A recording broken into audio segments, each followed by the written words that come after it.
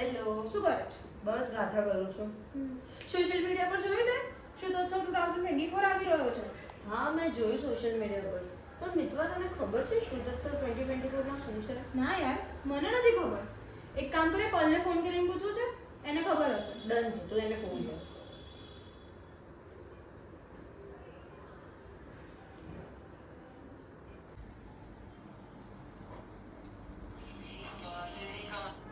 Hello.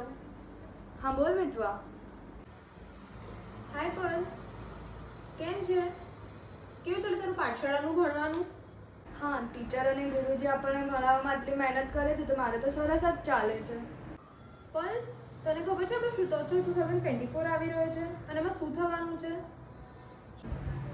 ના, મને નથી ખબર એના વિશે કંઈ. યાર મિત્વા, આ શુદ્ધોત્સવ 2024 માં શું હશે જાણવા માટે બહુ એક્સાઇટેડ છું. ભાઈ આથી એક્સાઇટેડ તો હું બી બહુ છું.